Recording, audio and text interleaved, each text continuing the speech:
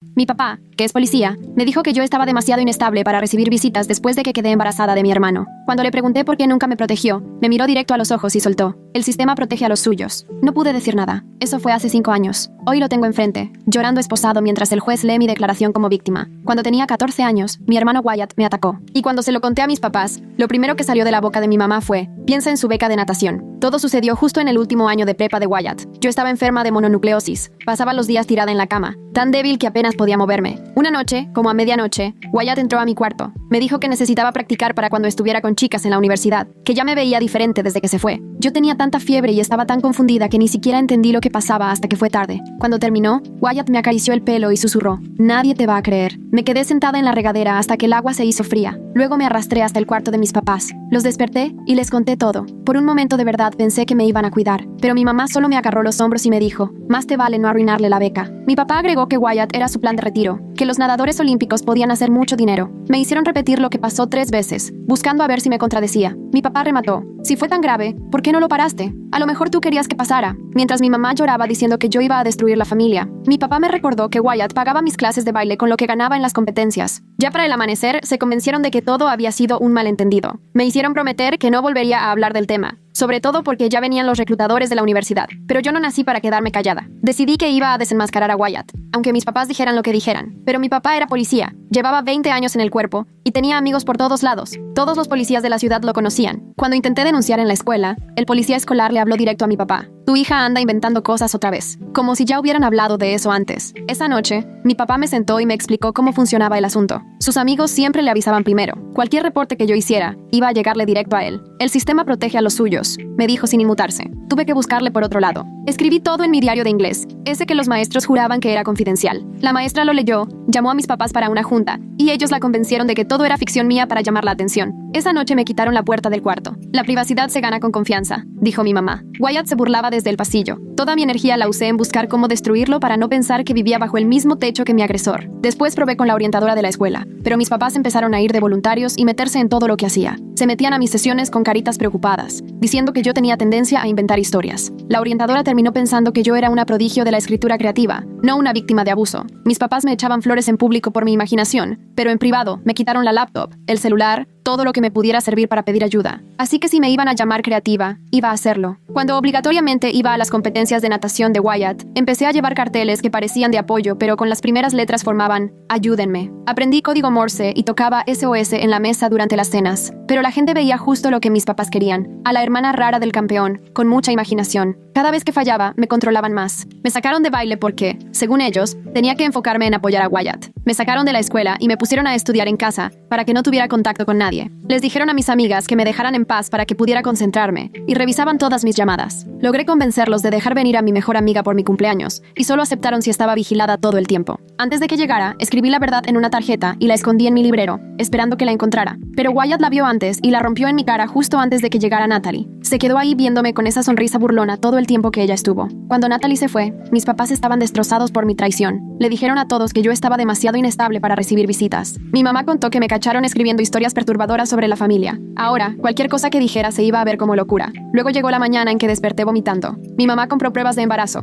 ya pensando cómo iba a ocultar todo. Cuando salieron positivas, ni siquiera me preguntó si estaba bien. Solo le habló a mi papá y le dijo: tenemos un problema. Horas después, entraron los 3 juntos, y mi papá me platicó su plan. Iban a decir que me había embarazado de un chavo de las clases de baile, que me mandarían a un internado, cuando en realidad me iban a encerrar en la casa hasta que naciera el bebé. Así, la reputación de Wyatt quedaba limpia. Wyatt se arrodilló junto a mí y puso la mano en mi vientre. Ahora nunca vas a poder alejarte de mí. Estamos conectados para siempre. Ahí fue cuando de plano me quebré. Me quedé mirando a mi papá, que ya había bloqueado todas mis salidas, a mi mamá, que prefirió a su hijo antes que a mí, y a mi hermano, cuyo hijo estaba creciendo en mi panza. Hice de todo para desenmascararlo, y lo único que logré fue terminar embarazada y atrapada en la misma casa que mi agresor. Por primera vez lloré de verdad, meses de terror acumulados saliendo mientras ellos me veían. Ya no era la hermana chistosa, ni la niña creativa buscando ayuda. Solo era una chava de 15 años, embarazada y completamente derrotada. Ellos habían ganado y todos lo sabíamos. Los días siguientes los pasé como en trance. Mi mamá me subía la comida y se aseguraba de que me la comiera toda. Se sentaba a la orilla de mi cama y me acariciaba el pelo como cuando era niña, pero ahora su mano se sentía helada. Mi papá instaló una cámara de bebé en mi cuarto, de esas que mandan video directo a sus celulares. Es por tu seguridad, decían. Wyatt empezó a quedarse más tiempo en la casa,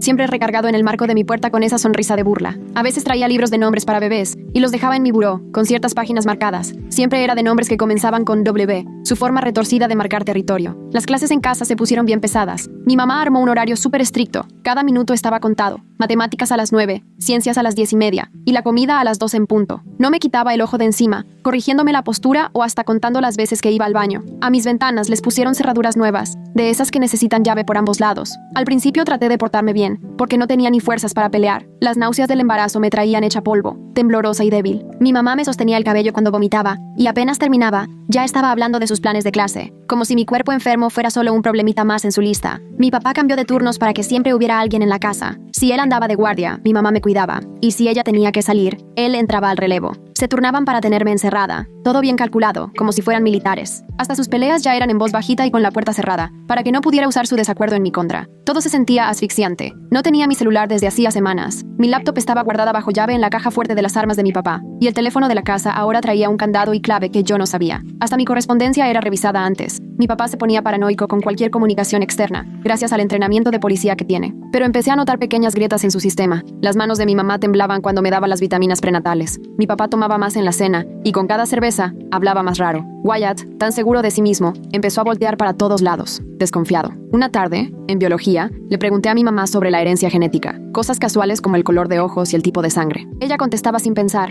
hasta que pregunté sobre pruebas genéticas. Entonces se puso pálida, cerró el libro de golpe y se salió del cuarto. Esa noche, se llevó todos los libros de ciencias a su recámara. Los días ya ni los distinguía. Despertar, vomitar, fingir que estudiaba, comer bajo supervisión, dormir vigilada. Mi cuerpo cambiaba de formas que me hacían verlo todo más real. La ropa me apretaba, y mi reflejo era el de alguien que no conocía. Y Wyatt, siempre observándome como si fuera su experimento privado. Empecé a rebelarme poquito, nada que pudieran castigar, solo para recordarme que aún era yo. Movía los muebles de mi cuarto de a poquito, cambiando el lugar de las cosas 1 centímetro cada día para crear mi propio espacio, aunque ellos ni cuenta se daban. Tarareaba melodías sin sentido en la comida solo para incomodar a mi mamá, que hasta se le movía el ojo de coraje. En clase, escribía las respuestas cada vez más chiquito, obligándola a acercarse para leer. No era que quisiera escapar, era sobrevivencia, pruebas para mí de que seguía existiendo, más allá de todo su control. Las visitas al doctor eran lo peor. Mi mamá consiguió a un doctor discreto, amigo de la familia, que venía a revisarme al cuarto con ella vigilando, y nunca preguntaba lo que debería preguntarle a una embarazada de 15 años. Su silencio tenía precio, era parte del teatro.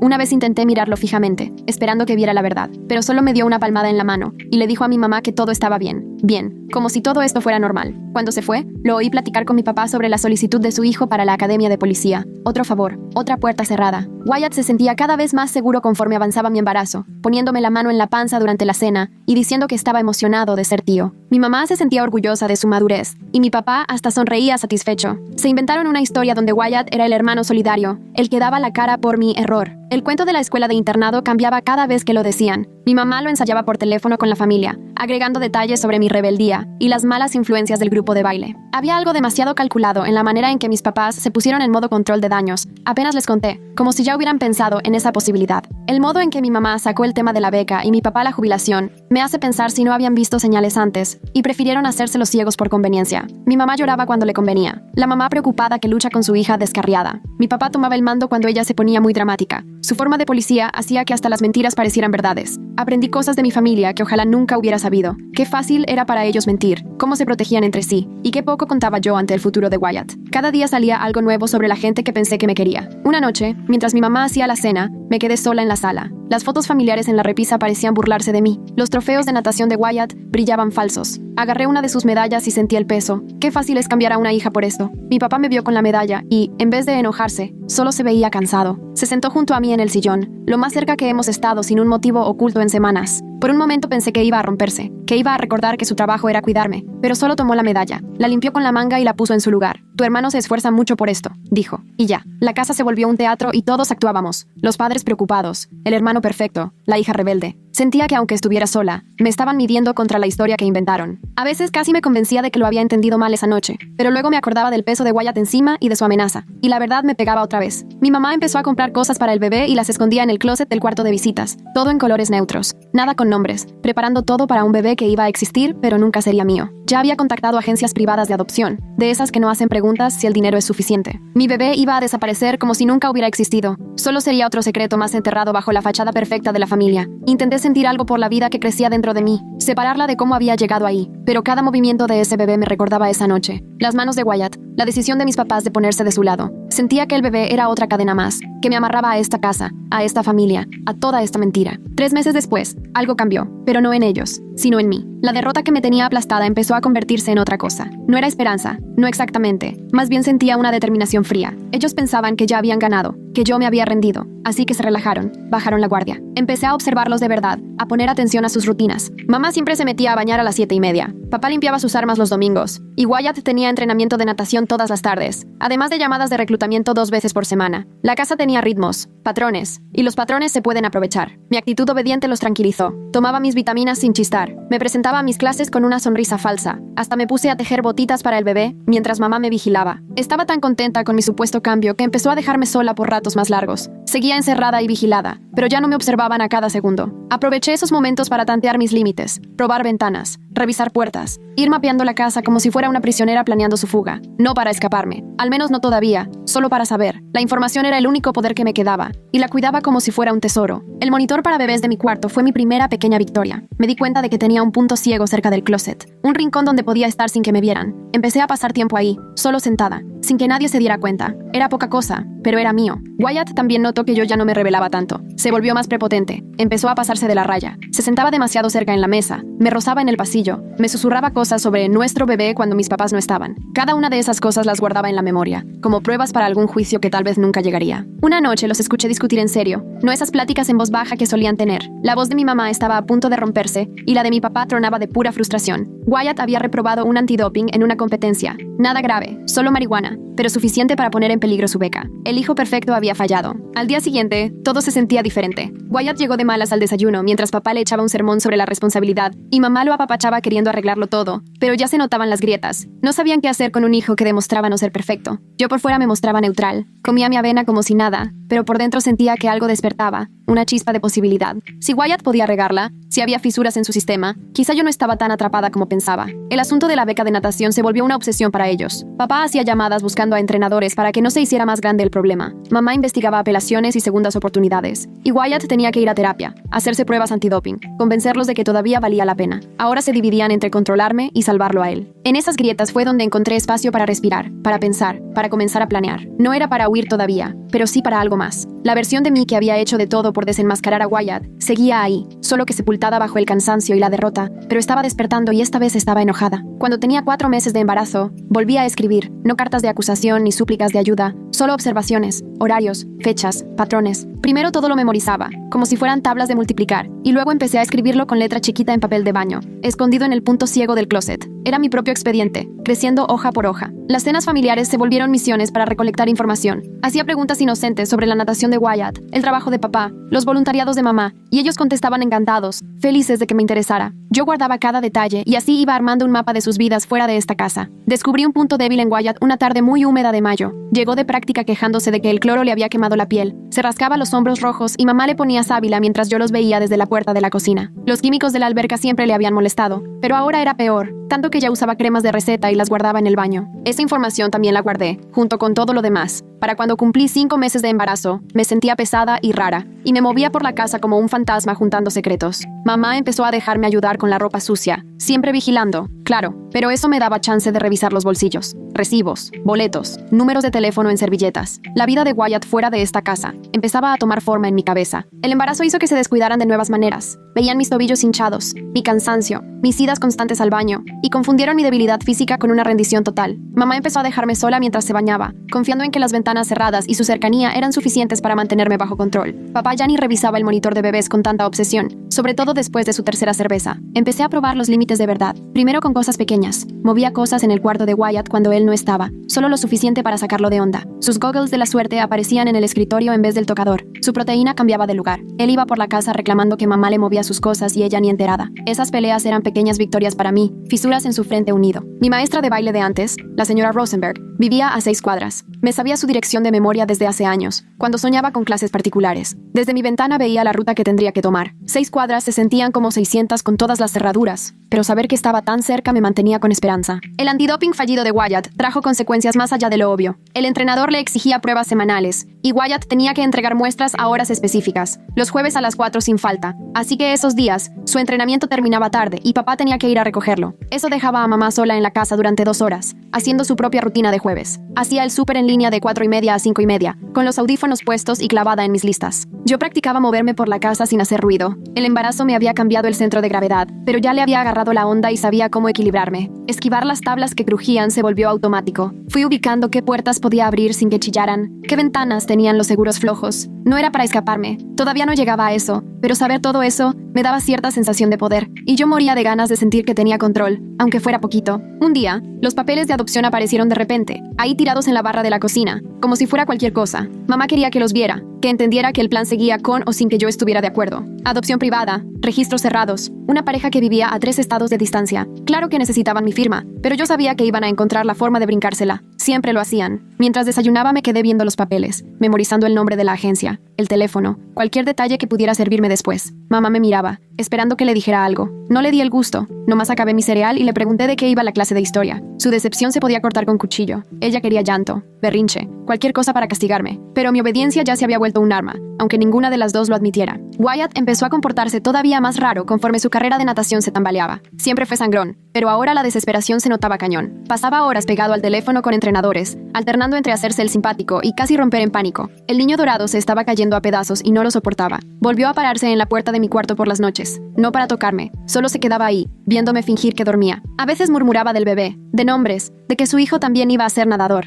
Yo me quedaba quieta, respirando parejo, mientras sentía la piel de gallina. El monitor de bebé grababa todo, pero mis papás ya ni pelaban las grabaciones. Otra grieta en su sistema. Y la típica foto familiar se siente muy diferente cuando papá está puliendo trofeos, y su hija sostiene pruebas de lo que él hizo. Muy claras sus prioridades, la verdad. Cuando tenía 6 meses de embarazo, sentí al bebé moverse por primera vez. Fue como un aleteo, luego una patada bien clara. Me congelé justo a la mitad de un problema de matemáticas. El lápiz en el aire. Mamá lo notó al instante, con la mirada llena de curiosidad. Sin decir nada, puso la mano en mi panza y se quedó esperando. Cuando el bebé volvió a patear, sonrió de verdad, una sonrisa como la de antes. Por un momento, le vi algo distinto en los ojos. Duda, tal vez arrepentimiento, pero en eso entró Wyatt, todo sudado del entrenamiento, y a mamá se le borró el gesto. Quitó la mano y siguió como si nada hubiera pasado, pero yo vi esa pequeña grieta en su coraza. El papá empezó a tomar más, nunca al grado de quedarse tirado, era demasiado calculador para eso, pero cada vez traía más cervezas encima, hablaba más feo, se le acababa la paciencia en nada, siempre despotricando contra los scouts de natación, lo caro de la universidad, lo fácil que todo se podía ir a la basura por un error.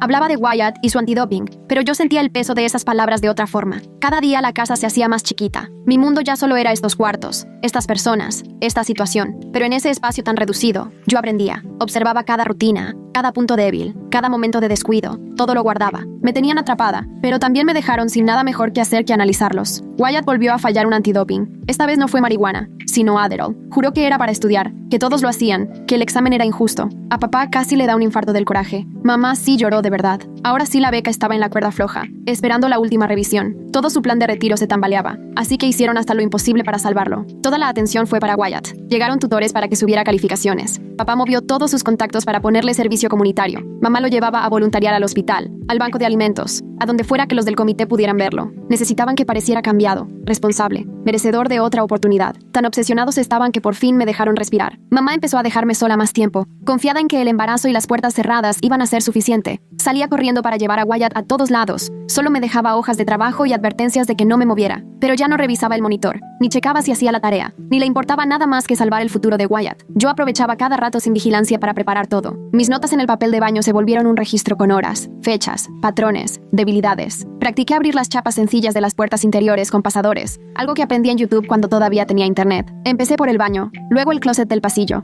Pequeñas victorias, pero victorias al fin. Cuando tenía 7 meses de embarazo, escuché la conversación más importante de mi vida. Mamá y papá pensaban que estaba dormida, rendida después de las clases en línea, pero yo me acomodé junto al closet, pegando la oreja a la pared que compartía con su recámara. El sonido pasaba más fácil de lo que ellos creían. Otra vez hablaban de la adopción, ahora con más prisa. La pareja de 3 estados arriba ya se había echado para atrás. Tenían muchas dudas del papá, de todo lo que había pasado. La agencia les sugirió buscar a otra pareja, pero mamá ya tenía otra idea. Su hermana en Oregón, Alexandra, que llevaba años intentando tener un hijo. Que se quede en la familia, decía mamá. Así es más fácil controlar la historia. Papá no quería, nunca le cayó bien a Alexandra. Siempre decía que era muy controladora, incluso antes de todo esto. Pero mamá insistía. La familia es la familia. Alexandra se quedaría con el bebé, lo criaría como suyo y yo no tendría ningún derecho. Nada de pruebas de ADN, nada de preguntas, ningún papel que relacionara a Wyatt. Era perfecto, según mamá, infalible. Yo seguía en mi escondite, la mano sobre la panza, sintiendo al bebé moverse. Alexandra, tía Ailey, le decía cuando era niña. Siempre me mandaba tarjetas de cumpleaños hasta que mis papás cortaron contacto. Decían que era mala influencia, muy liberal, muy metiche. Ahora ya entendía por qué. Ella seguro veía a través de la fachada de papá. Tal vez sospechaba que algo raro pasaba en esta familia perfecta. El plan se terminó de amarrar en los días siguientes. Mamá se puso en contacto con Alexandra y le soltó una historia inventada sobre errores de juventud y el honor de la familia. La vi ensayar su discurso frente al espejo, afinando cada detalle para parecer la madre preocupada. Papá no dejaba de quejarse, pero terminó cediendo porque tenía la cabeza en la audiencia de Wyatt. Wyatt también se dio cuenta del ambiente raro. Se volvió más creído todavía, convencido de que, como siempre, sus papás iban a sacarlo del apuro. En la cena, se me acercaba para susurrarme que el bebé iba a crecer diciéndole tío Wyatt, que se iría a Oregón, que estaría presente en su vida, que nunca me lo iba a quitar de encima. Pero estaba equivocado. Todos lo estaban. Porque aunque Alexandra aceptó quedarse con el bebé, puso una condición. Primero quería conocerme, a solas, sin papás ni nadie vigilando. Solo ella y yo poniéndonos al tanto. Mamá trató de negarse, pero Alexandra no se echó para atrás. Dijo que si no había encuentro, no había trato. Y como siempre, se mantuvo firme. Las negociaciones se alargaron días enteros, con llamadas en voz baja, mamá dando vueltas por la cocina y papá sugiriendo opciones. Al final, no les quedó de otra más que aceptar una visita supervisada. Alexandra vendría a la casa y pasaría 1 hora conmigo mientras mamá se quedaba cerca, lo bastante próxima para intervenir, pero lo suficientemente lejos para fingir que tenía privacidad. Tenía esa única oportunidad, 1 hora para contarle todo. Años de abuso, meses encerrada, toda una vida de traiciones. Las notitas en el papel de baño ya no servían de nada. Mamá me revisaría antes de entrar. Hablar abiertamente era imposible con mamá escuchando, pero la creatividad bajo presión era lo único útil que mi familia me había enseñado. Esa mañana me preparé con especial cuidado. Escogí mi ropa a propósito y me peiné como Alexandra me mostró hace años. Trenzas francesas, les decía, aunque todos sabíamos que eran nomás trenzas normales con nombre elegante. Quizás era una señal, un recordatorio de quienes éramos antes de que mis papás cortaran todo contacto. Mamá me esculcó los bolsillos, los zapatos, hasta me revisó la boca como si pudiera esconder algo ilegal. Pero no encontró nada porque no había nada que encontrar. Todo lo importante lo traía en la cabeza, ordenado y listo. Alexandra llegó puntual, a las 2. Se veía más grande, con más canas, pero sus ojos seguían siendo los mismos. Listos, atentos, viendo todo. Le dio un abrazo a mamá que se notó forzado y luego me volteó a ver. Mantuvo la cara seria, pero alcancé a notar el horror en su mirada al verme. Es que cualquiera se impacta al ver a una quinceañera con 7 meses de embarazo. Nos sentamos en la sala, con mamá rondando cerca de la puerta de la cocina, lo suficientemente cerca para oír si hablábamos normal, pero lejos para no captar los susurros. Alexandra preguntaba por la escuela, por mis intereses, por el embarazo. Yo respondía con cuidado, midiendo cada palabra para que mamá oyera justo lo que quería. Pero mis manos decían otra cosa, platicando en señas. Es el lenguaje secreto que Alexandra me enseñó una vez en verano cuando tenía 10 años. No más por diversión, me decía, nuestro idioma secreto. Mamá nunca se enteró. Siempre estaba muy ocupada consintiendo a Wyatt en sus competencias de natación. Llevaba meses practicando a escondidas en mi cuarto y poco a poco me regresó la memoria. Movía las manos como si fueran gestos normales y mamá no sospechaba nada, pero Alexandra no les quitaba el ojo, leyendo cada mensaje. Ayuda, Wyatt, RP, mis papás saben, estoy atrapada, por favor. Alexandra no puso ninguna cara rara, solo siguió preguntando cosas sin chistes sobre nombres de bebé y colores para el cuarto, pero también contestaba con las manos, ocultando las respuestas en movimientos casuales. El bolso, el cabello, la ropa. Entiendo, ya estoy en eso, prepárate. La hora se fue volando. Cuando se levantó para irse, me abrazó y cerca de mi oído, me susurró tan bajito que mamá no pudo oír. Jueves, 4 en punto, justo el día de la prueba de sustancias de Wyatt. Ahí tenía mi ventana de 2 horas. Sentí el corazón a 1000 por hora mientras fingía estar triste por su partida. Mamá la acompañó a la puerta, platicando en voz baja, pero no alcancé a oír nada. Alexandra se fue y me quedé sola, la cabeza a todo lo que daba. Mamá me vigiló todo el resto del día, buscando señales de que iba a revelarme. No le di ni una pista, me porté impecable, completando mis tareas como robot. En la cena hice preguntas amables sobre la adopción, fingiendo ser la adolescente resignada que acepta lo que le toca. Papá se veía satisfecho. Wyatt tenía esa sonrisita insoportable. Mamá poco a poco se fue calmando. Pero el jueves ya estaba a la vuelta de la esquina, y por primera vez en meses, sentía esperanza. El miércoles fue eterno. Hice mi rutina de siempre, sin dejar ver ni una señal de que algo había cambiado, pero por dentro estaba llena de nervios y emoción. Alexandra ya había entendido todo. Solo tenía que estar lista.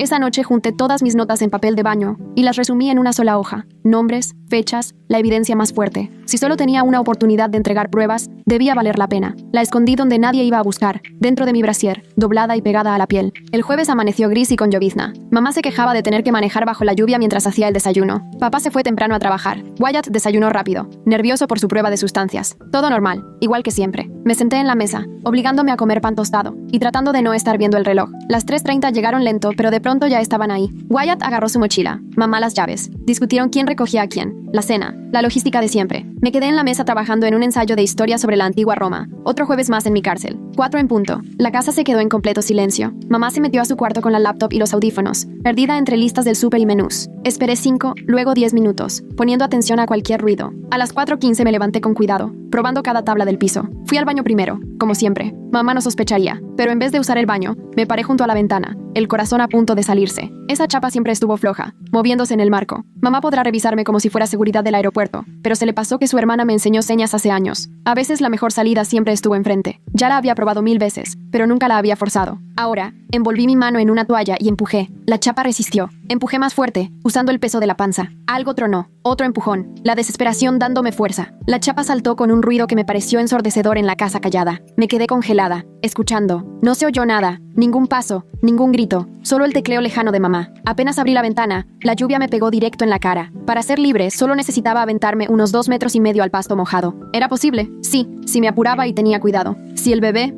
No podía pensar en eso ahora. Solo importaban los próximos segundos. Me escurrí por la ventana, la panza raspándome contra el marco, y me quedé colgando de los dedos antes de dejarme caer. El golpe me sacudió las piernas, pero logré mantenerme en pie. Nada de dolor ni calambres, solo pura adrenalina, la lluvia encima y el asombro de estar afuera. Se suponía que tenía que ir a la casa de la señora Rosenberg, 6 cuadras más allá, pero ese plan ya no servía. En la esquina había un carro con las luces intermitentes, Alexandra al volante y la cara marcada de preocupación. Corrí hacia ella como pude, toda empapada. No se oía nada de la casa. Mamá seguramente andaba de compras y ni enterada. Abrí la puerta del copiloto y me lancé al asiento. Alexandra ya estaba arrancando cuando apenas la había cerrado. Doblamos la esquina y mi prisión quedó atrás. No podía creerlo. Estaba libre. Todo me daba vueltas. Alexandra manejó callada varios minutos, solo alejándonos de la casa. Al fin se metió a un estacionamiento y volteó para verme. En cuanto me miró bien se le descompuso la cara y me abrazó con todas sus fuerzas. Ahí me solté, llorando como no había podido en meses, mientras ella me sostenía y me decía cosas para calmarme. Cuando por fin pude respirar, me soltó y puso sus manos suaves sobre mis hombros. Sus ojos estaban encendidos, protegiéndome. Me preguntó si estaba herida o si necesitaba ir a un hospital, pero negué con la cabeza y saqué la evidencia que tenía guardada. La leyó y se puso blanca, pero en segundos ya tenía la cara llena de rabia. Teníamos como media hora antes de que mamá notara mi ausencia. Alexandra ya tenía un plan armado. Nada de ir a la policía todavía porque conocía las conexiones de papá. Primero había que buscar un lugar seguro. Rentó un cuarto de motel en el pueblo de Junto, pagó en efectivo y usó un nombre falso. Ahí decidiríamos qué hacer después. El camino se me hizo irreal. Plazas comerciales, semáforos, gente viviendo su vida como si nada. Se me había olvidado que había mundo fuera de esas paredes. Alexandra me contó que desde hacía años sospechaba que algo andaba mal, y cuando mis papás cortaron comunicación, lo confirmó. Contrató a un investigador privado, se enteró de lo de la escuela en casa y el aislamiento. Cuando mamá le habló por la adopción, supo que era el momento. El motel era sencillo pero limpio. 2 camas, una cocineta, la puerta que cerraba por dentro. Me quedé parada en medio del cuarto, sintiendo por primera vez en mucho tiempo el espacio y la libertad de moverme sin que nadie me vigilara. Alexandra pidió pizza, la primera comida que podía elegir en meses. Mientras comíamos, me fue explicando el plan. Tenía una amiga abogada, experta en derecho familiar, fuera del alcance de las conexiones de papá. Pediríamos la custodia de emergencia, una orden de restricción. Lo del embarazo complicaba, pero la evidencia ayudaba. El ADN de Wyatt lo probaría todo. Llevaba tanto sin teléfono que ya ni recordaba la paz de estar conectada. Alexandra me prestó el suyo para ver redes y enterarme de lo que había pasado en mi mundo. Mis amigas seguían con su vida. Natalie ya tenía novio. Mi equipo de baile ganó regionales. Todo siguió sin mí. Como a las 6, sonó el teléfono de Alexandra. Era mamá. No contestamos. Luego papá. Después, números desconocidos. Seguramente sus amigos policías. Cada llamada ignorada era como una pequeña victoria. Sabían que habían perdido el control. Al poco tiempo empezaron los mensajes de texto, llenos de amenazas disfrazadas de preocupación. Decían que estaba confundida, inestable, poniendo en riesgo al bebé, que iban a denunciar a Alexandra por secuestro, que los amigos de mi papá ya me estaban buscando, que tenía que regresar a casa por mi bien. Era lo que esperábamos, pero leerlo de su puño y letra lo hacía más real. Alexandra guardó todo, capturas de pantalla, mensajes de voz, pruebas para el archivo que cada vez era más grande. Su amiga abogada ya estaba preparando los papeles y para la mañana tendríamos protección legal. Por fin, después de meses, me fui a dormir dormir sintiéndome a salvo, pero la calma no duró nada. Me despertaron unos golpes durísimos en la puerta, la voz de papá exigiendo que le abrieran. El del motel nos había vendido por una miseria, seguro. Alexandra ya estaba lista, grabando todo con el celular en la mano. Le gritó a papá desde la puerta que estaba marcando al 911, que no iba a llamar a sus amigos, sino a emergencias. Ahora él tendría que explicar por qué estaba acosando a una menor embarazada que huía del maltrato. De pronto se hizo silencio, se oyeron susurros, y después pasos alejándose. Por la mirilla vimos a mi papá y 2 policías uniformados subir a sus coches y largarse. Sabíamos que volverían, pero por ahora que les avisaran a los de verdad funcionó. No podíamos quedarnos, así que Alexandra ya tenía plan B, obvio. Una amiga suya tenía una cabaña a 1 hora, lo bastante aislada para darnos tiempo. Empacamos rapidísimo y salimos antes del amanecer. La carretera estaba sola, la oscuridad nos protegía. La cabaña era chiquita pero segura, rodeada de árboles, sin vecinos cerca y casi sin señal de celular, lo cual nos convenía porque así era más difícil que nos rastrearan. La amiga de Alexandra ya la había equipado con todo, incluso cosas para el bebé. Llevaban planeando esto más tiempo de lo que yo pensaba. Ese primer día de libertad se sintió eterno, sin horarios, sin vigilancia, sin miedo. Dormí cuando quise, comí cuando me dio hambre, salí a caminar cuando se me antojó. Mi cuerpo, tan acostumbrado a estar encerrado, no sabía bien qué hacer con tanto espacio. Cada rato volteaba, como esperando ver la sonrisa burlona de Wyatt o la cara decepcionada de mamá. El abogado amigo de Alexandra resultó ser Theo, un tipo de voz tranquila, mirada inteligente y un portafolio lleno de recursos. Tomó mi declaración con mucho profesionalismo, haciendo preguntas difíciles pero sin juzgarme. Dijo que la evidencia era clara, que el embarazo lo comprobaba todo y el ADN de Wyatt lo confirmaría. Pero antes había que asegurarse de que estuviera protegida legalmente. Solicitud de custodia de emergencia, órdenes de alejamiento, papeles médicos, todo. El mismo sistema que papá usó para atraparme, ahora podía protegerme si sabíamos movernos. Theo también tenía contactos, jueces que no se dejaban manipular por las amistades de la policía local. Todo avanzó más rápido de lo que imaginamos. En menos de 2 días ya teníamos órdenes temporales y mis papás no podían acercarse a menos de 150 metros. Alexandra tenía mi custodia de emergencia. El tribunal ordenó que recibiera atención médica, incluyendo consultas prenatales. Seguía atrapada, pero al menos la jaula era un poco más amplia. En la primera cita me confirmaron lo que ya me imaginaba. El bebé venía bien, creciendo sano a pesar de todo. Ya tenía 7 meses y medio de embarazo. Solo me faltaban 8 semanas. En el ultrasonido salió que era niña, la hija de Wyatt, mi hija. En el consultorio, el peso de esa verdad llenaba los silencios. Alexandra nunca me soltó la mano, ni durante los exámenes ni mientras respondía preguntas. La doctora fue paciente pero muy detallista. Anotó lesiones que yo ya ni recordaba. Había moretones que ya se habían borrado, pero las cicatrices seguían ahí. Esas marcas hablaban de un daño que iba más allá de lo que se veía. Cada hoja en mi expediente era como un ladrillo más en la muralla que Theo trataba de derribar. Fuimos creando rutinas en la cabaña, que más que refugio ya era nuestro espacio. Caminábamos en las mañanas, dormíamos siesta en las tardes, y en la noche hablábamos con Theo. Empecé a escribir de verdad, ya no en papel de baño, sino en una libreta decente. Por fin saqué todo lo que traía atorado desde hacía meses. Miedos, pensamientos, planes. Las palabras me salían como si se hubiera roto una presa. Mi mamá intentó contactarme usando a otros familiares, fingiendo ser la mamá preocupada de una hija rebelde. Casi nadie le creyó, aunque sí hubo quien dudó. Era más fácil creer que yo estaba mal de la cabeza que aceptar la verdad tan horrible.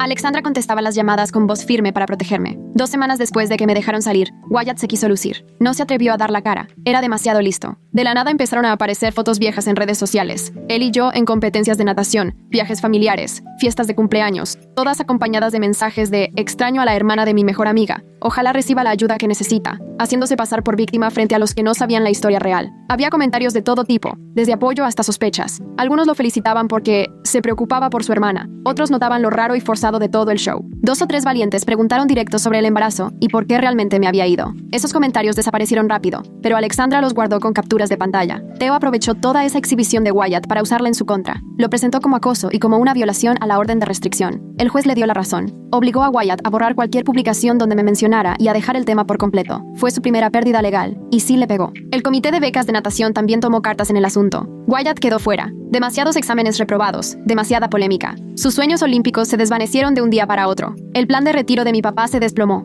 El hijo favorito de mi mamá ahora solo era otro exatleta de prepa. Todo el sacrificio que hicieron conmigo no sirvió para nada. Nos enteramos por los contactos de Theo. Yo pensé que me iba a dar gusto, pero lo único que sentí fue vacío. Se perdió tanto por nada. Cambiaron a su hija por un sueño que se les desmoronó en cuanto enfrentaron la realidad. Todo ese desperdicio me tenía agotada. Pasaron 3 semanas desde que salí. La cabaña ya no era un escondite. Era un lugar para sanar. Aprendí a cocinar cosas sencillas, a confiar en mis decisiones. Alexandra me enseñó ejercicios de respiración para el parto y me ayudó a prepararme para lo que venía. El tema de la adopción seguía sobre la mesa, pero nunca me presionó. Es tu decisión, me decía. Siempre será tu decisión. Y entonces llegó una carta. No era de mis papás, Era de Natalie. La mandó a la oficina de Theo, escrita de su puño y letra, temblorosa de la emoción. Ya entendí, puso. La fiesta de cumpleaños, tu desaparición, el tiempo del embarazo. Mi mamá comprando en línea mientras su hija literalmente se escapa por la ventana. Eso suena muy conveniente, como si ella sí supiera, pero prefiriera fingir que no. Ver a alguien escapar después de meses atrapada me hace pensar qué tuvo de diferente ese día sobre todos los demás. Me dijo que lamentaba no haber visto las cosas antes, que sentía haberme creído tantas mentiras, que lo sentía por todo. Lloré al leerla. Mi mejor amiga, perdida por culpa de tantas mentiras, pero ahora encontrando el camino de regreso. Quería ayudarme, incluso testificar si hacía falta. Sus papás también estaban de mi lado. El muro de silencio que mi familia levantó empezaba a agrietarse. La verdad se colaba por los huecos. Luego llegaron más cartas. Maestros que sospecharon algo pero los callaron. Vecinos que notaron que me estaban aislando. La entrenadora Chen, devastada por no haber visto las señales. Cada carta confirmaba que yo no estaba exagerando ni me lo había imaginado, que de verdad todo estaba muy mal. La gente se preguntaba, pero mis papás siempre los engañaban con sus actuaciones tan bien ensayadas. La audiencia de custodia ya estaba encima, amenazando como tormenta. Theo me preparó con todo. ¿Qué ponerme? ¿Cómo hablar? ¿En qué detalles enfocarme? El juez iba a decidir si la custodia de emergencia de Alexandra se volvía permanente, si seguían las órdenes de restricción, si me quedaba libre o volvían a tenerme bajo su control. Mis papás se consiguieron abogados carísimos y apostaron fuerte. Decían que yo estaba mal de la cabeza, que el embarazo me hacía delirar, que Alexandra me manipuló aprovechándose de una niña vulnerable. El historial de papá era intachable, la reputación de mamá impecable. Eran vistos como el ejemplo de papás responsables enfrentando las falsas acusaciones de una hija problemática. Pero Theo sí hizo su tarea. Encontró a otras chavas que se habían quejado de Wyatt en la secundaria, denuncias que desaparecieron cuando papá intervino. Descubrió que mamá tomaba medicamento para la ansiedad y tenía botellas de vino escondidas en el garage. Sacó a la luz el rastro de control, aislamiento y manipulación. La audiencia duró 3 días. Yo testifiqué por circuito cerrado porque ya estaba demasiado embarazada para verlos de frente. Conté todo ante la cámara mientras el juez escuchaba. Cada detalle, cada abuso, cada intento fallido de escape, los papelitos de baño que usé para pedir ayuda, los papeles de adopción firmados falsamente. Por fin, la verdad quedó registrada. Wyatt también testificó, todo fingiendo ser el hermano preocupado e inocente. Pero Theo fue muy directo en el contrainterrogatorio. ¿Por qué estabas en mi cuarto esa noche? ¿Por qué el embarazo coincide exactamente contigo? ¿Te harías una prueba de paternidad? Los abogados protestaron, pero el daño ya estaba hecho, y la sonrisa de Wyatt se borró, dejando ver al verdadero monstruo. Mi mamá se quebró en el estrado. Empezó fuerte, pero no pudo mantener la mentira cuando le preguntaron sobre las ventanas selladas, la puerta quitada, el monitor para bebés. Le temblaban las manos como cuando me daba las vitaminas. Mi papá trató de calmarla con la mirada, pero para ese momento ya no había nada que hacer. La verdad fue saliendo a pedazos, entre frases incompletas, confesiones a medias y culpas que intentaban desviar. Mi papá se mantuvo firme. Sus 20 años testificando le sirvieron, pero ni él pudo justificar todas las pruebas, las llamadas a otros oficiales, los reportes interceptados, el aislamiento sistemático,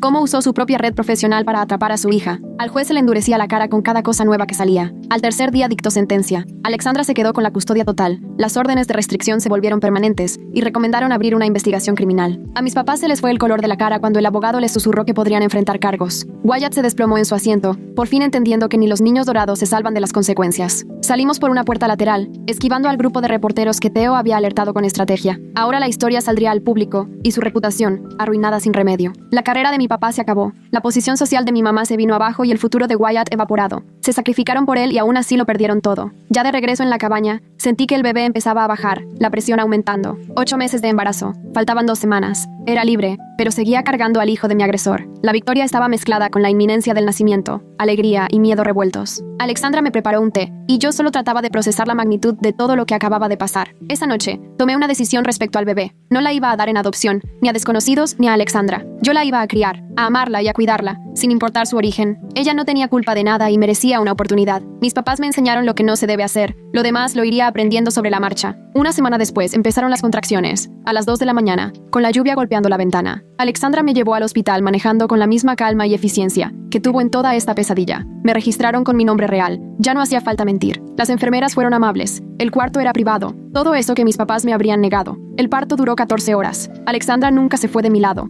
guiándome en cada ola de dolor. Pensé en mi mamá y me pregunté si cuando nací me habría tomado de la mano así, antes de Wyatt, antes de la natación, antes de elegirme a él en vez de a mí. El dolor físico se mezclaba con la tristeza, lágrimas por lo que debió haber sido. Nació a las 4:47 de la tarde, llorando y perfecta. 6 libras con 3 onzas de pura posibilidad. La enfermera la puso en mi pecho y sentí que todo cambiaba. Esta niña, nacida del dolor pero recibida con amor. Le puse esperanza, porque eso era para mí. Esperanza de sanar, de un futuro más allá del trauma. Sandra lloró cuando cargó a su sobrina nieta por primera vez y le susurró promesas de protección, de la familia que íbamos a formar juntas. La familia que yo elegí, no la que me tocó. No sería tradicional, pero era real. Theo llegó al día siguiente con los papeles. El acta de nacimiento con el padre como desconocido, mi decisión cuando Esperanza creciera, documentos de custodia para que mis papás no pudieran reclamarla, y órdenes de protección extendidas para ella, una armadura legal contra quienes debieron ser sus abuelos. Nos quedamos 2 días en el hospital, aprendiendo a amamantar, a envolverla, a ser madre e hija. Nadie cuestionó mi edad. Ser mamá adolescente era común, y mi historia ya estaba en los registros públicos. Las enfermeras me trataron con respeto, sin juzgarme, y esas pequeñas muestras de amabilidad lo fueron todo. Cuando volvimos a la cabaña, todo estaba listo gracias a Alexandra. Cuna junto a mi cama, pañales, ropita limpia y doblada. Ella pensó en cada detalle, mientras yo estaba en labor, creando el nido que mi propia mamá nunca preparó. Puro amor en acción, no solo palabras. Esas primeras semanas se me fueron en un suspiro, entre darle de comer, cambiarla y dormir cuando se podía. Esperanza era tranquila,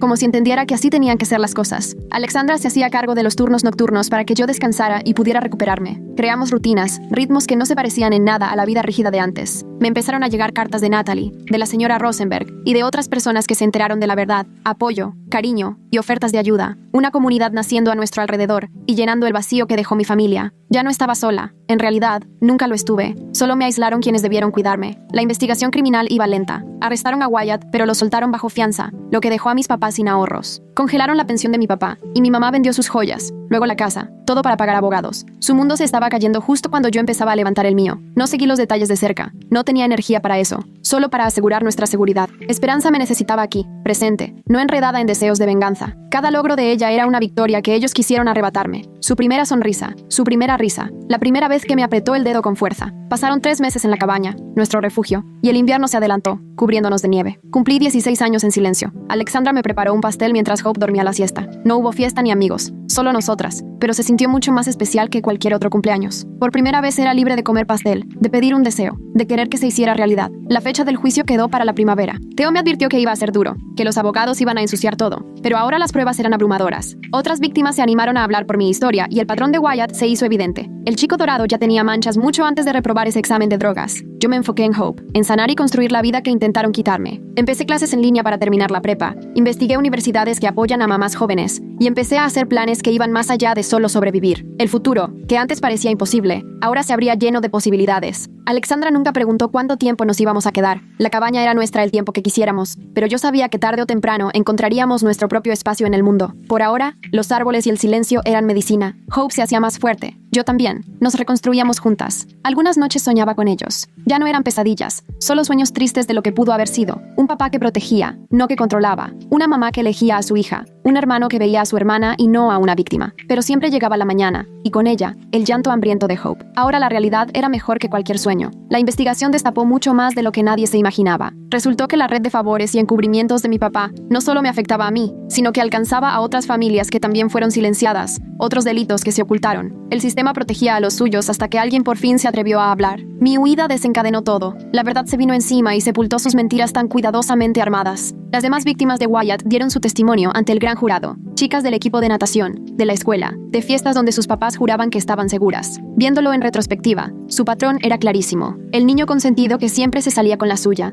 cobijado por unos papás que preferían no ver. No era que yo fuera especial, solo era la que tenía más cerca. Mamá me mandó una última carta por medio de su abogada. No era una disculpa, solo trataba de explicarse. Decía que la criaron para valorar más a los hijos que a las hijas, que papá le metió la idea de que yo tenía problemas desde mucho antes de esa noche, que Wyatt era su oportunidad de sentirse importante, de ser algo más que la esposa de un policía. Al final, lamentaba que yo no pudiera entenderla. Quemé la carta en la chimenea de Alexandra, viendo cómo sus excusas se volvían cenizas. Una cosa es entender y otra muy distinta perdonar. La carta donde mamá intentaba justificar por qué eligió a su hijo y no a su hija terminó en el fuego, como debía ser. Hay explicaciones que es mejor dejar en humo que guardarlas. Ahora podía comprender, pero el perdón iba a tomar mucho, tal vez para siempre. Hope merecía una mamá que también supiera cuidarse a sí misma. El juicio arrancó un martes de abril. Yo volví a testificar por video, con Hope dormida en mis brazos. Dije todo lo que tenía que decir con claridad, sin vergüenza. La defensa intentó lo suyo, pero yo ya era otra, más fuerte. Ya no era una niña a la que podían callar, sino una mamá que sobrevivió. Mi voz no tembló mientras contaba cada detalle que quisieron enterrar. Las preguntas de la fiscal siguieron otra hora, meticulosas, sin dejar nada fuera. Sostenía a Hope pegadita a mí, sintiendo su corazoncito mientras describía las ventanas selladas, la puerta quitada, el monitor de bebé que grababa todo mi encierro. El abogado de la defensa objetaba una y otra vez, pero la jueza le negó casi todo. Mis pruebas decían más que todas sus protestas. Cuando terminé, cerré la laptop y me dediqué a las necesidades de Hope. Alexandra ya tenía listos los biberones porque sabía que el estrés podía afectar mi y leche. Nos refugiamos en la calma de la cabaña, mientras el juicio seguía sin nosotras. Theo me llamaba cada noche para contarme cómo iba todo, siempre con una voz muy medida. El caso de la fiscalía se hacía más sólido cada día. Otras chicas relataron cómo se portaba Wyatt en las competencias, cómo las acorralaba en los vestidores vacíos. Sus papás se quejaron con los entrenadores, pero la influencia de mi papá enterró todos los reportes. La mamá de una de las chicas lloró en el estrado, contando cómo su hija dejó la natación de miedo, incapaz de volver a la alberca donde entrenaba Wyatt. La señora Rosenberg testificó el cuarto día. Habló de mi salida repentina de la danza y cómo mis papás cortaron todo contacto. Intentó buscarme porque le preocupaba perder a su mejor alumna, pero mi mamá la amenazó con denunciarla por acoso si insistía. El testimonio de mi maestra mostró tan claramente el aislamiento al que me sometieron que ni la defensa pudo refutarlo. El testimonio de Natalie fue el que más me tocó. Habló de nuestra amistad, de la vez que fui a su cumpleaños e intenté desesperadamente contactarla. Encontró la tarjeta de índice después, oculta entre libros. Wyatt debió romperla y dejar un pedazo.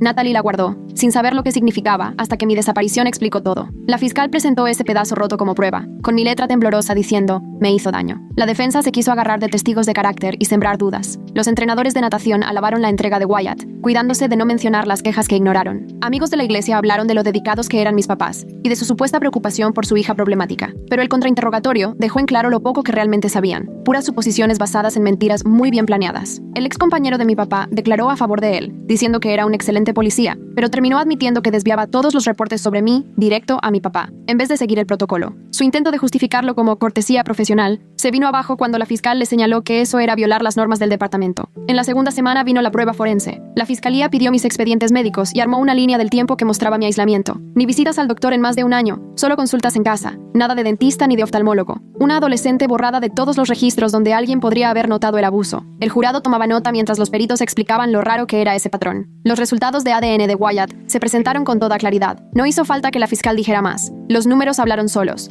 Hope era su hija sin duda, y la línea del tiempo era contundente. El abogado de Wyatt trató de sugerir consentimiento, pero la jueza cortó esa idea de inmediato. La diferencia de edad y el parentesco lo hacían imposible según la ley. Los registros financieros de mis papás mostraron hasta dónde llegaron para proteger a Wyatt. Pagaron maestros particulares en efectivo, entrenadores de natación con bonos, contrataron una consultora universitaria para manejar su imagen después de que falló las pruebas antidopaje. Todo el dinero fue para él. Mientras yo estaba encerrada y embarazada de su hijo, la agencia de adopciones contó cómo mi mamá intentó cerrar un trato. Adopción cerrada, sin preguntas, pagando extra por discreción. El director de la agencia se veía nervioso en el estrado y admitió que sí sospechaban de la situación, pero el dinero los convenció. Su testimonio dejó aún más claro el encubrimiento. Alexandra testificó al 10º día. Habló firme de cómo me encontró en la cabaña, describió mi estado físico, desnutrida aunque estaba embarazada, los moretones en los brazos de tanto sujetarme, cómo me asustaba cualquier movimiento brusco. Documentó todo con fotos que el jurado pudo ver una por una. Yo me quedé en la cabaña durante su testimonio. No podía soportar ver mi historia expuesta de manera tan fría. La defensa intentó hacer ver a Alexandra como una tía resentida que había secuestrado a una adolescente confundida, pero era obvio que estaba bien preparada. Tenía guardados los recibos del investigador privado, grabaciones de las llamadas de mi mamá sobre la adopción y documentos de cada paso que dio para tratar de rescatarme. Su testimonio dejó ver meses de planeación, vigilando desde lejos mientras todo empeoraba para mí. Luego Theo presentó los archivos del caso de custodia. Se leyó en voz alta la sentencia del juez de lo familiar y, con cada hallazgo, se iba desmoronando la defensa de mis papás. Todo estaba documentado. El aislamiento sistemático,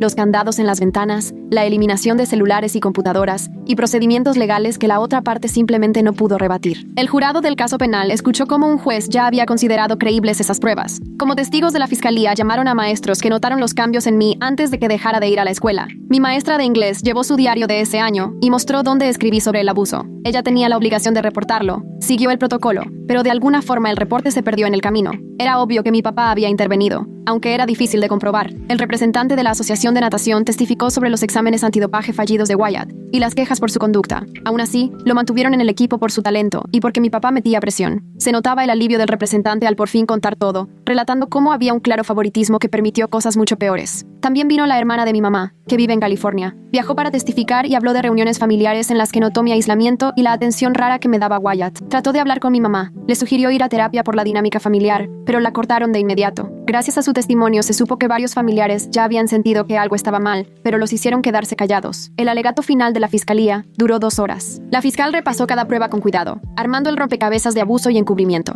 Habló de las dinámicas de poder, un papá policía que controlaba todo en el pueblo, una mamá que prefería a su hijo, un hermano que sabía que nadie lo iba a tocar. El jurado escuchaba atento, entendiendo cómo todo se conectaba. Ya en el cierre, la defensa intentó sembrar dudas sobre mi historia, pintándome como una adolescente problemática que inventaba para llamar la atención, que según esto sedujo a su hermano, y luego huyó cuando la enfrentaron. Pero había demasiados huecos en esa versión. ¿Y los candados? ¿El aislamiento? ¿Las lesiones que estaban ahí, documentadas? Ni cómo tapar la montaña de pruebas. El jurado se fue a deliberar 3 días. Yo traté de no pensar mucho en eso. Me dediqué a cuidar a Hope. Alexandra nos tenía ocupadas con caminatas por el bosque. Me enseñaba a reconocer aves de invierno, lo que fuera con tal de distraernos. Theo me prometió que me llamaría en cuanto hubiera veredicto. La llamada llegó el jueves en la tarde. Culpables de todo. Me senté en seco. Hope dormida en mis brazos, mientras Theo me iba diciendo cada condena. Abuso sexual agravado, privación ilegal de la libertad, poner en peligro a una menor, conspiración. El jurado me creyó. Vieron más allá de las mentiras de mi familia y, contra todo pronóstico, el sistema me hizo justicia. La sentencia se programó para el siguiente mes. Theo me advirtió que a Wyatt le esperaba una condena larga, quizás décadas en la cárcel. Los cargos de mi papá seguían pendientes, pero su carrera ya estaba arruinada. Mi mamá enfrentaría su propio juicio por conspiración y ponerme en peligro. La familia que lo dio todo por proteger a Wyatt terminaría separada por muros de prisión. Yo no fui a la sentencia. Theo fue quien me contó. A Wyatt le dieron 25 años, con posibilidad de salir en 15. Lloró cuando el juez leyó la condena, porque por fin entendió que las consecuencias lo alcanzaron. Mi papá recibió 10 años por conspiración y abuso de poder. Mi mamá, 5, con posibilidad de salir en 2. La familia perfecta,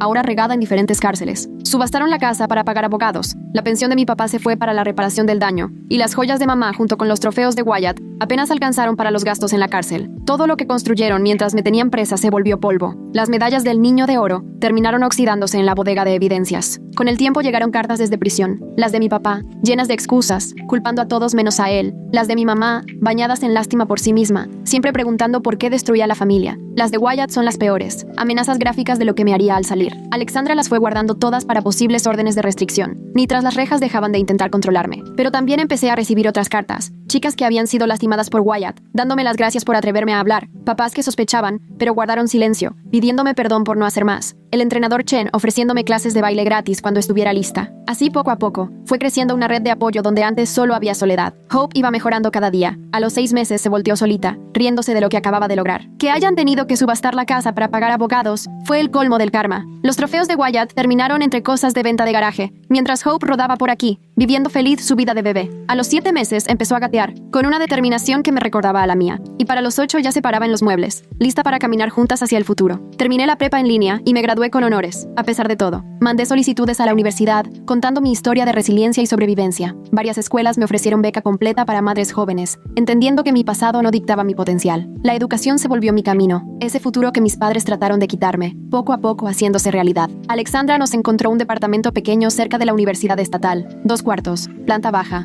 con un jardincito para que Hope jugara. Nos mudamos el día de su primer cumpleaños, celebrando el inicio de una nueva etapa con pastel de chocolate y sus primeros pasos tambaleantes. La cabaña fue nuestro refugio, pero ya era hora de volver al mundo. La terapia me ayudó a procesar el trauma. Primero sesiones individuales y luego grupales con otras sobrevivientes. Aprendí que la hipervigilancia era normal y que aprender a confiar llevaría tiempo. Hope iba a la guardería de la universidad mientras yo tomaba clases. Las dos aprendimos, poco a poco, a vivir en un lugar donde ya no había puertas cerradas. Los casos salieron en las noticias locales, pero yo prefería no leer nada al respecto. Theo se encargó de todos los trámites legales y me protegió de los procesos pendientes. Se metieron apelaciones, pero no prosperaron. Las sentencias de prisión empezaron a cumplirse. Al final, ese sistema que me falló al principio sí funcionó. Lento, pero seguro, haciendo justicia. Pasaron 2 años. Hope empezó a hablar, diciéndole mamá, tanto a Alexandra Gama como a mí, con la misma emoción. Me metí a estudiar trabajo social, decidida a ayudar a otros niños atrapados como lo estuve yo. Durante mis prácticas en centros de crisis familiar, me di cuenta de que había muchas historias parecidas a la mía. El sistema necesitaba gente que supiera lo que era vivirlo desde dentro. Wyatt no consiguió su libertad condicional en la primera audiencia. Lo habían castigado varias veces por acoso y por mandar cartas a otros internos hablando de mí. Su falta de remordimiento quedó asentada, y le dijeron que tendría que esperar otros 10 años antes de volver a intentarlo. Mi papá perdió su primera apelación. Mi mamá salió después de cumplir su condena mínima, pero batallaba para encontrar dónde vivir porque tenía antecedentes. Me gradué summa cum laude y Hope, toda tambaleante, cruzó el escenario conmigo en la ceremonia. Me ofrecieron trabajo en varias agencias. Buscaban a alguien que entendiera el trauma familiar de primera mano. Escogí un puesto en el DIF estatal, como cerrando el ciclo con el mismo sistema que me había fallado. Era una chamba pesada, pero valía la pena. Hacía visitas a domicilio donde yo sí veía señales que otros ni notaban. Declaraba en tribunales, donde mi historia le daba peso a lo que decía, y así podía salvar niños de lo que yo viví, uno por uno. Hope creció sabiendo que hay familias que lastiman en vez de cuidar, pero que el amor también se puede elegir y construir. 5 años después de escapar, logré comprar una casita en una buena zona escolar. Hope entró al kinder, segura y brillante a pesar de todo lo que había vivido. Alexandra vivía cerca, seguía siendo nuestra mayor protectora. Nosotras tres habíamos construido la familia que mis papás destruyeron. Una familia elegida, unida, real. Mamá me mandó una última carta cuando salió de prisión. Vivía en una casa de reintegración, trabajando por el salario mínimo y sola. Decía que quería ver a Hope y decía que tenía derechos de abuela, pero tío la paró en seco. Sus derechos se terminaron con su condena. Ya no tenía nada sobre la nieta que intentó vender. Cuando Hope cumplió 7 años, preguntó por su papá. Le conté la verdad, adaptada a su edad. Era alguien que me hizo daño y no podía estar en nuestras vidas. Ella lo aceptó con esa sabiduría que a veces tienen los niños, más interesada en su próximo festival de baile. La señora Rosenberg cumplió su promesa de enseñarle a Hope el gusto por el baile, esa alegría de moverse que yo casi había perdido. Los aniversarios se fueron haciendo más llevaderos. Cada octubre marcaba un año más de libertad, de decisiones propias, de vida más allá de ventanas cerradas. Los cumpleaños de Hope no solo celebraban su existencia, sino nuestra supervivencia. Las dos nacimos del dolor para buscar algo mejor. Mi trabajo fue creciendo. Empecé a defender cambios en políticas públicas, testificando ante comités estatales para hablar de las fallas en la denuncia obligatoria, capacitando policías en temas de violencia familiar y escribiendo protocolos para que otros detectaran lo que nunca vieron en mi caso. Cambio real, política por política.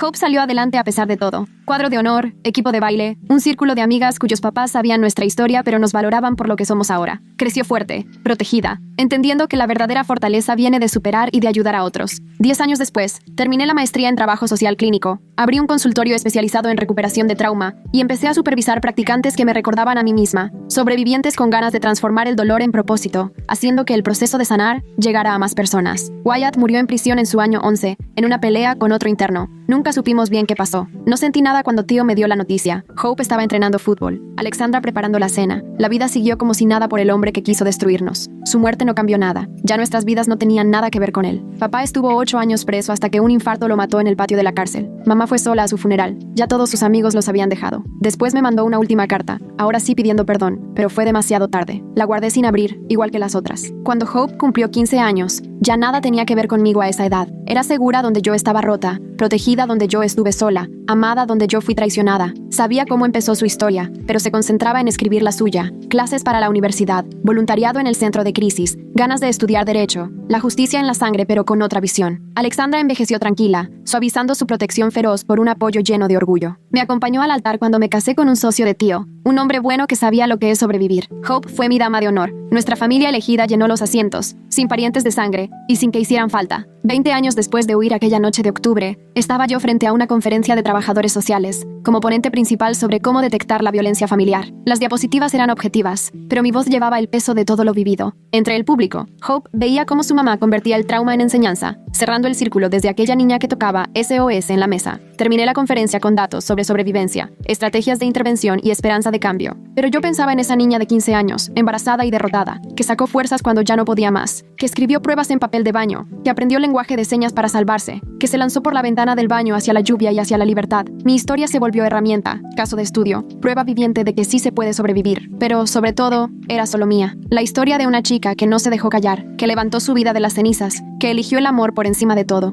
Hope se movía en su asiento, revisando el celular, como buena adolescente impaciente con las cosas de su mamá. Ese era el mayor triunfo de todos, que su vida fuera normal, libre de mi historia extraordinaria. La conferencia terminó como siempre, con intercambio de contactos, tarjetas, promesas de colaboración. Hope nos llevó a casa, estrenando licencia y cuidando a su valiosa carga. Alexandra esperaba con la cena. Nuestra tradición semanal seguía intacta. 3 generaciones de familia elegida, demostrando que el amor se construye, no se hereda. Esa noche guardé los materiales de la conferencia y ayudé a Hope con su tarea de cálculo. Vida normal, ganada a pulso y profundamente apreciada. Las puertas de la casa se podían abrir desde adentro, y las ventanas, siempre limpias y sin barrotes, nos hacían olvidar que la libertad era parte de la rutina, tan normal que ya ni la notábamos. Lo que más valoro es haber llegado a una vida donde el trauma quedó en el pasado y ya no determina nuestro futuro. Te agradezco mucho que te hayas tomado el tiempo de platicar conmigo sobre todos esos temas tan interesantes hoy. En serio, me dejaste pensando en muchas cosas. Ojalá nos volvamos a topar por ahí, como en el video, porque tu apoyo significa más de lo que imaginas.